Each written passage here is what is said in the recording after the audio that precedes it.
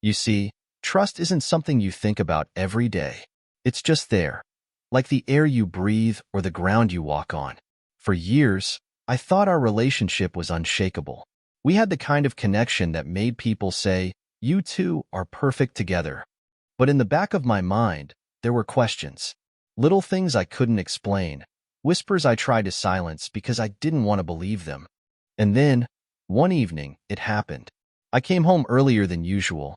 Nothing out of the ordinary, just a change in my schedule. She wasn't expecting me, and honestly, I wasn't expecting anything either. But when I walked through the door, something felt off. It wasn't what I saw or even what I heard. It was the quiet. A quiet that pressed against my ears, making me feel like I'd stepped into a room I wasn't supposed to be in. I called her name, Angel, but no answer. My voice echoed in the house, but there was nothing. I walked into the living room, set my bag down, and noticed the TV remote lying on the armrest, right where she usually leaves it. For a moment, I thought maybe she just stepped out to grab something.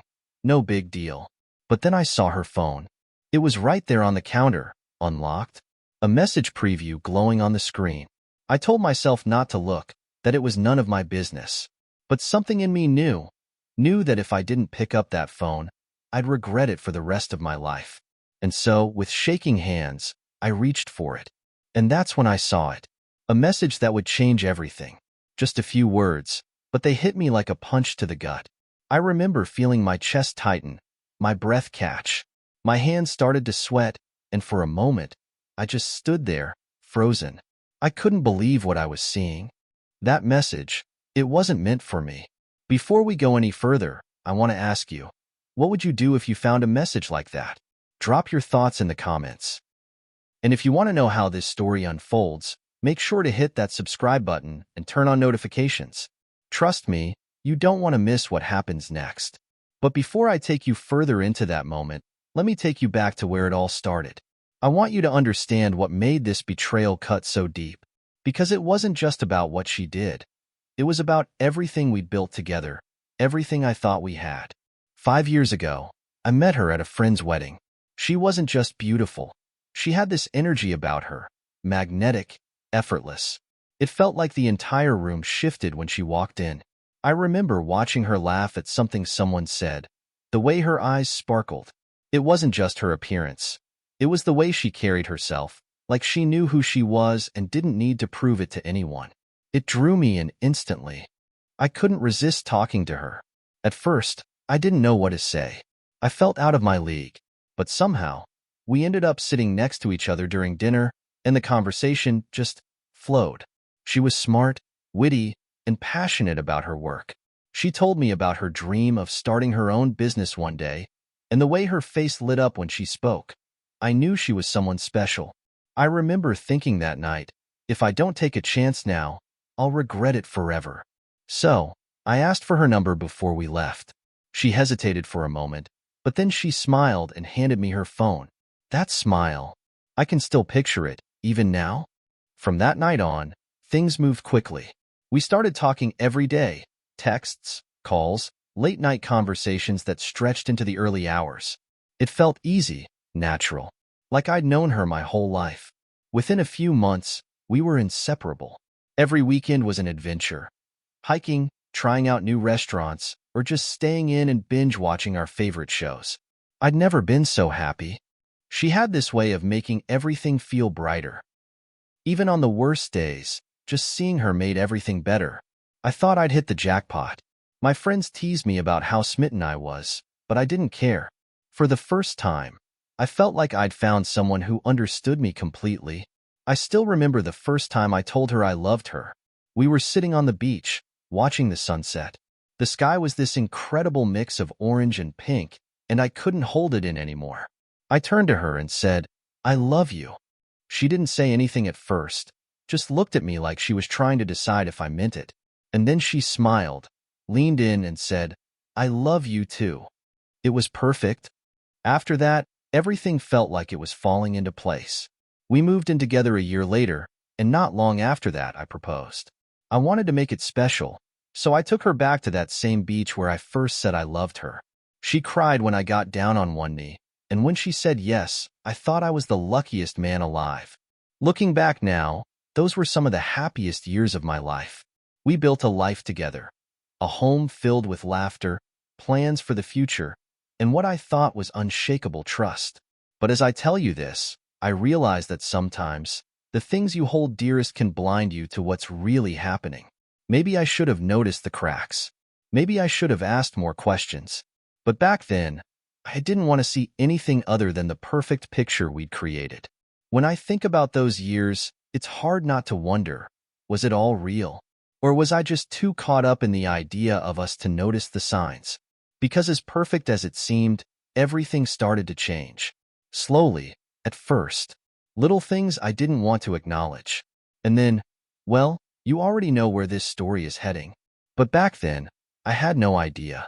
I thought we had everything. And that's exactly why what came next shattered me in ways I didn't think were possible. It didn't happen all at once. At first, it was just small things, little changes that were easy to brush off. Things you tell yourself don't mean anything because you trust the person you love. But looking back now, I can see that those small changes were the first signs of something I wasn't ready to face. The first time I noticed it, I didn't even think twice. She started working late, nothing unusual, or so I thought. She'd always been dedicated to her career. So when she said she had a big project coming up and needed to put in extra hours, I didn't question it. If anything, I was proud of her. I even offered to bring her dinner a few times, but she always said the same thing, "Don't worry about me. I'll grab something quick at the office." But then, it started happening more often. What used to be the occasional late night became almost every other evening. And it wasn't just the hours, there were other little things too. She started dressing differently. Nothing drastic, but I noticed she was putting in more effort than usual. New clothes, a different perfume.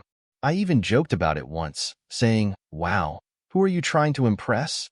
She laughed it off and said, "My clients expect me to look professional." It seemed reasonable enough at the time. Then there was her phone. She used to leave it lying around without a second thought. But now, it was always with her, on the counter while she cooked, tucked under her pillow at night. If it buzzed, she'd glance at it quickly and put it face down.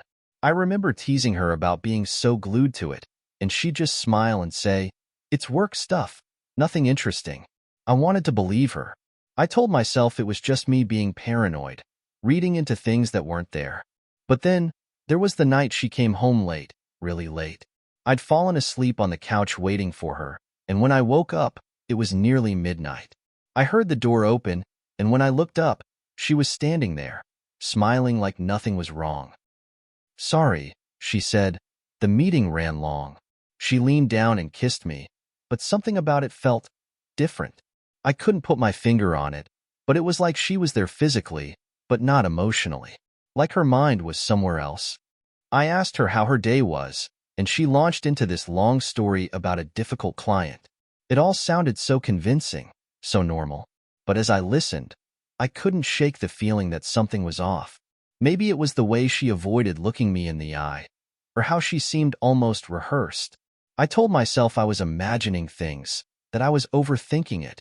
After all, she'd never given me a reason not to trust her. Not until then. That night, I lay awake in bed, staring at the ceiling. She was next to me, sound asleep, her breathing slow and steady. I wanted to believe her, I really did, but my mind kept replaying every little detail. Her smile when she walked in, the way she brushed off my questions, the new perfume she was wearing. I tried to tell myself it was nothing, that I was being ridiculous. But deep down, I couldn't shake the feeling that something had changed. The worst part was not knowing. It wasn't just the suspicion. It was the silence, the uncertainty. When you've spent years with someone, you think you know them inside and out. You trust them completely. And when that trust starts to crack, even just a little, it's like a shadow creeping into the corners of your mind. You can't unsee it. You can't ignore it. And no matter how much you try, you can't make it go away. For weeks, I tried to push it aside, to pretend everything was fine. I told myself I was being insecure, that I needed to trust her like I always had. But the clues kept adding up. Little things that didn't make sense, that didn't fit the person I thought I knew. And then, One night, I found something I couldn't ignore. Something that changed everything. But I'll get to that. Because before I tell you what I found, I need to explain how far I went to convince myself that it wasn't real. That she wasn't capable of what I was starting to suspect. And that's a story all on its own. You see, when you love someone, you cling to the version of them you've built in your head. The person you trust, the person you've shared your life with. You tell yourself that there's no way they could betray you. That the signs you're seeing are just coincidences, misinterpretations. But deep down, and once that seed of doubt is planted, it grows. Slowly, silently, until you can't ignore it anymore. It all came to a head one evening when I was cleaning the house. She was out, another late night at work, she'd said. I wasn't looking for anything, I wasn't trying to snoop, but when I moved her bag to wipe down the counter, something caught my eye. It was a receipt. At first, I didn't think anything of it. But when I looked closer, I realized it wasn't for anything we'd bought together. It was for a hotel I didn't recognize. My heart started racing. I told myself there had to be an explanation. Maybe it was for a work event, or maybe she booked it for someone else. But no matter how much I tried to rationalize it, I couldn't shake the feeling that something was wrong. I flipped the receipt over, searching for any clue, and that's when I saw the date. It was from the night she'd come home late, the night she told me she was stuck in a meeting. I remember standing there, holding that tiny piece of paper, feeling like the ground had been ripped out from under me. My mind was racing, questions, doubts, fears. I wanted to call her, to demand an explanation, but I knew I needed more than just a receipt. I needed the truth. That night, I couldn't sleep. I kept replaying everything in my head, every little sign I'd ignored, every excuse I'd accepted. I knew I had to find out what was really going on, but I also knew I couldn't just confront her without proof. So, I did something I never thought I'd do. I went through her phone. It wasn't easy. She'd always been protective of her phone, and I didn't want to violate her privacy. But at that moment, I felt like I didn't have a choice.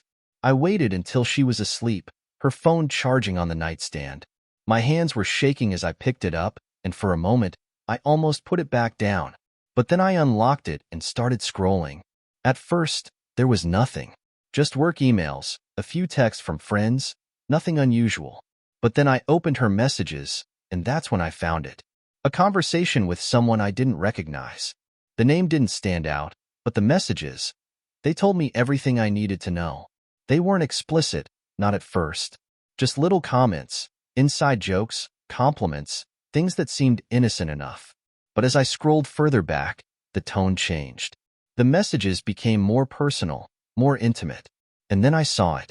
A photo, not of her, but of him, smiling, shirtless, in what looked like a hotel room. I felt like I couldn't breathe. My hands were sweating. My chest was tight. I wanted to scream, to wake her up and demand answers. But I didn't.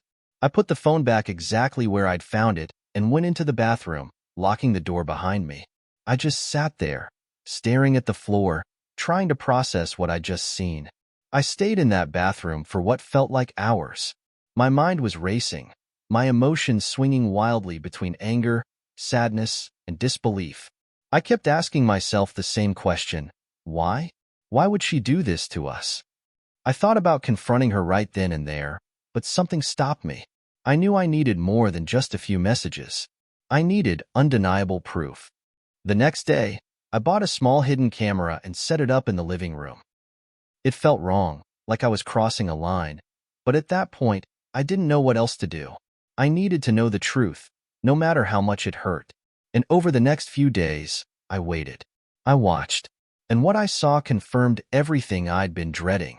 It didn't take long. The first night I reviewed the footage, I saw her sitting on the couch laughing, her phone in her hand. She was texting someone. I couldn't see who, but I knew it wasn't me. And then, a few nights later, she came home with someone else. They didn't even try to hide it. They walked through the door, laughing, talking, acting like it was the most natural thing in the world. I watched as they sat on the couch together, as she leaned into him, as they kissed. My stomach turned. My hands clenched into fists. It was all right there, on camera. The proof I'd been searching for. In that moment, I felt a rage I'd never known before. But more than that, I felt heartbreak. This was the woman I'd built my life with, the person I thought I'd grow old with. And now, everything we'd shared, everything I thought we had, was gone. I spent hours that night watching the footage, replaying it over and over, as if seeing it again would make it easier to accept. But it didn't. It just made it worse. I knew I couldn't keep this to myself any longer. I had to confront her. I had to get answers. And so, I came up with a plan. A way to show her exactly what I knew, and to see if she'd finally tell me the truth. And that's where everything came to a head. The confrontation. The moment I'll never forget. But before I get to that, there's something you need to understand about what was going through my mind in those final hours leading up to it. Because when you're faced with the truth, the hardest part isn't what you've lost. It's realizing you never really had it to begin with. That thought stayed with me, haunting me, as I tried to decide what to do next. Part of me wanted to confront her immediately, to throw the evidence in her face and demand an explanation. But another part of me, a quieter, more calculating part, told me to wait, to be smart about this. If I rushed in, she could deny it, twist the story, make me question everything I'd seen. No, I needed her to face the truth in a way she couldn't escape. So, I decided to take control. I planned everything down to the smallest detail, replaying the confrontation in my mind 100 times. But no matter how much I prepared, nothing could have braced me for how it would actually feel to see her reaction. The first thing I did was gather all the evidence. The messages, the receipts, the footage. I compiled it all and made sure it was safe. I even made backups, just in case. I didn't want there to be any chance of her talking her way out of it. I needed her to see what I'd seen, to feel the weight of her betrayal the same way I had. Next, I thought about how to confront her. I knew yelling, screaming, or accusing her outright wouldn't get me the answers I needed. She'd shut down, deflect, maybe even try to turn it around on me. No, I wanted her to walk into the truth, to see it for herself, and know that there was no escape. That's when I came up with the idea to use the TV. It was so simple, but it felt right. I loaded the footage onto a USB drive, connected it to the TV, and set everything up so that the moment she walked through the door, the evidence would be staring her in the face. There would be no running from it, no denying it. She would have to confront what she'd done, and I would finally get the answers I deserved. The hours before she came home were some of the longest of my life. I kept pacing back and forth, my mind racing with every possible outcome.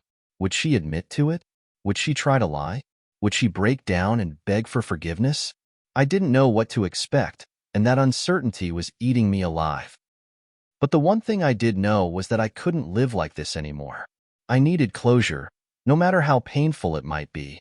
I remember sitting in the living room, staring at the clock, waiting for the sound of her key in the door. Every creak, every little noise made my heart jump. I thought about all the moments we'd shared, the laughter, the love, the promises, and how easily she'd thrown it all away.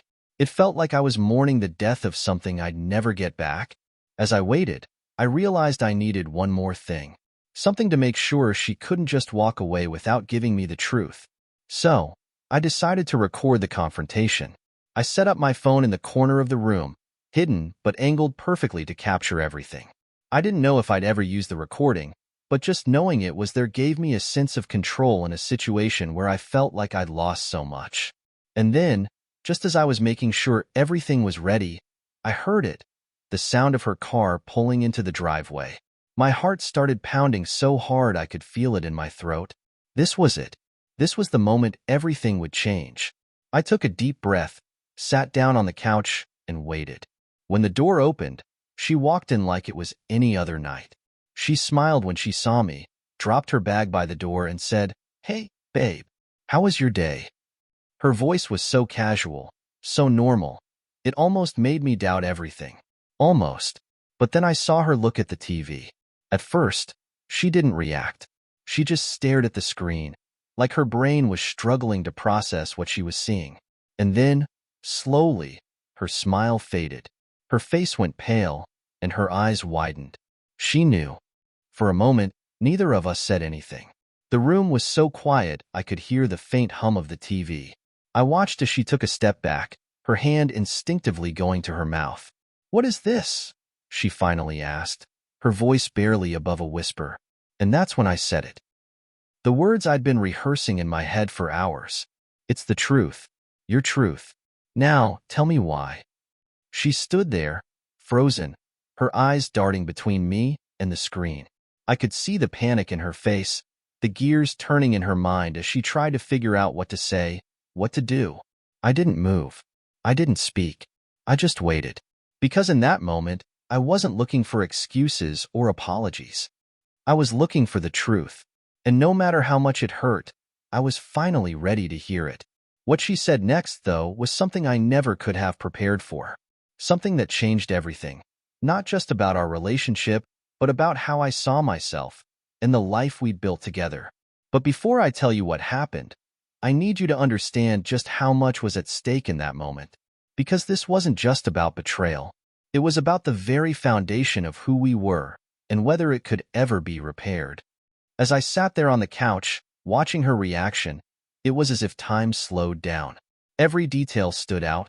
The way her lips trembled, the slight shake in her hands as she crossed her arms defensively, the way her eyes darted between me and the TV, searching for a way out. I didn't move. I didn't say anything else.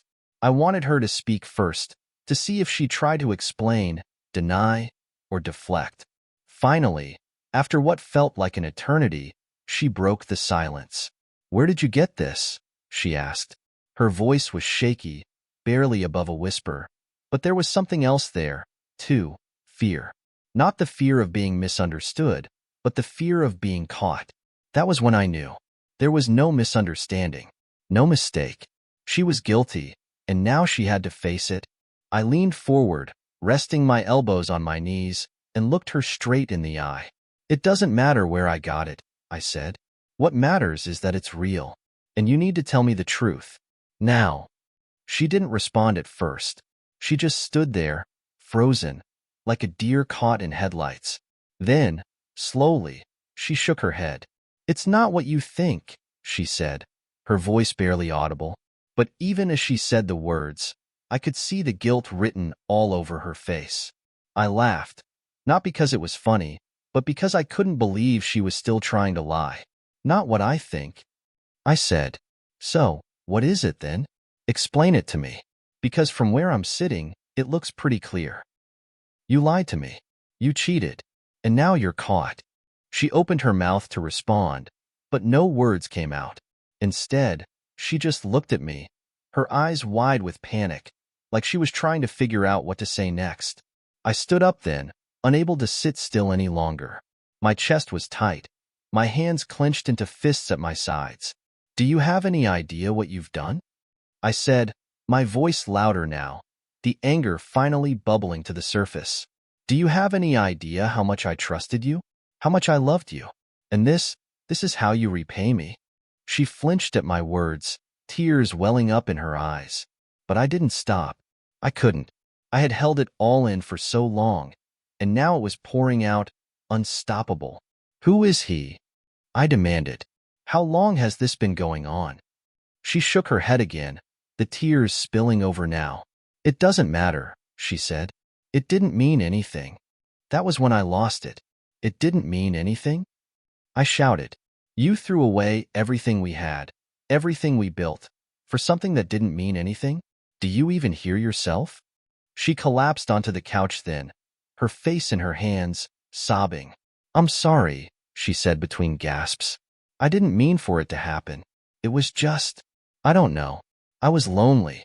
I felt like we were drifting apart, and I don't know what I needed." Her words hit me like a punch to the gut. Lonely? Drifting apart? I had given her everything, been there for her through everything, and this was her excuse. I wanted to scream, to tell her how pathetic her excuses were, but instead, I just stood there, staring at her. "So, you decided to fix it by going behind my back? By lying to me? By sneaking around with someone else?" She looked up at me then, her face streaked with tears, and nodded. "I know I messed up," she said. "I know I hurt you, but I never stopped loving you. I swear. Her words hung in the air, heavy and meaningless. Love? How could she say she loved me after everything she'd done? I wanted to believe her, to hold on to the woman I thought I knew, but I couldn't. That woman was gone, replaced by someone I didn't recognize. Someone who had betrayed me in the worst possible way. I don't know if I can believe that, I said finally, my voice quieter now, the anger giving way to exhaustion. I don't know if I can believe anything you say anymore. She started crying again, reaching out to me, but I stepped back. I couldn't let her touch me, couldn't let her try to comfort me when she was the one who had caused all this pain. In the end, there was nothing left to say. She begged me to forgive her, promised me she'd do whatever it took to make things right, but I couldn't even look at her. The woman I loved, the woman I had built my life with, was gone, and I didn't know if I could ever get her back, or if I even wanted to. I told her I needed time, space, to figure out what to do next. She nodded, wiping her eyes, and said she understood. But as I walked out of that room, leaving her sitting there alone, I couldn't help but wonder, could I ever truly forgive her? And even if I could, would it ever be enough to fix what she'd broken? That question stayed with me long after I walked out of the room. In the days that followed, everything felt different. The house, once filled with warmth and laughter, now felt cold and empty. Even the smallest things, her toothbrush on the counter, her favorite coffee mug in the sink, were constant reminders of what we'd lost. She stayed in the guest room after that night. We barely spoke, except for the occasional awkward exchange about groceries or bills. I could see she was trying, leaving little notes apologizing, texting me during the day to ask how I was doing, but I couldn't bring myself to respond. Every time I looked at her, all I could see was the betrayal. I started replaying everything in my head, trying to figure out where it all went wrong. Was it something I did? Was I not enough? Did I miss the signs because I didn't want to see them? It's funny how, even when someone else hurts you, you still find ways to blame yourself. I spent countless nights lying awake, staring at the ceiling, searching for answers that never came. At one point, I even thought about talking to her, really talking, to see if we could salvage what was left. But every time I tried, the words caught in my throat. I wasn't ready. Maybe I never would be. Because how do you rebuild something when the foundation itself has been shattered? One night, about a week after the confrontation, she knocked on my door. I didn't answer at first, hoping she'd go away, but she didn't. She just stood there, waiting. Finally, I opened the door, and there she was, holding a small notebook in her hands. She looked nervous, almost like a child about to confess to something. I wrote you something, she said. I don't know if it will help, but I needed to say these things, and I didn't know how else to do it. I took the notebook from her and closed the door without saying a word. I sat on the edge of the bed, staring at it for what felt like forever. Part of me wanted to throw it away, to reject any attempt she made to fix things. But another part of me, the part that still remembered the woman I fell in love with, told me to read it. So I did. I know I've broken your heart, she wrote. I know I've broken us, and there's nothing I can say or do to undo the pain I've caused. But I need you to know that it wasn't about you. It was never about you. It was about me, my insecurities, my fears, my own selfishness. You were everything I ever wanted, and I let my own weaknesses ruin it. Her words hit me harder than I expected. For the first time, I could feel her pain, her regret, her desperation to make things right. But even as I read the letter, I couldn't shake the feeling that it was too little, too late. She was admitting to everything, owning up to her mistakes, but it didn't erase the hurt. It didn't change what she'd done. In the weeks that followed, I started seeing a therapist, something I'd never considered before. At first, it felt strange, opening up to a stranger about the most intimate details of my life. But slowly it helped. It helped me understand that the betrayal wasn't my fault, that her actions were a reflection of her own struggles, not my shortcomings. And most importantly, it helped me start to heal. She continued to try, leaving me notes, suggesting counseling, promising me that she'd do whatever it took to make things right. But every time I looked at her, all I could see was the pain. I realized that staying together wouldn't just hurt me, it would hurt both of us. Because you can't rebuild trust if you're constantly living in the shadow of betrayal.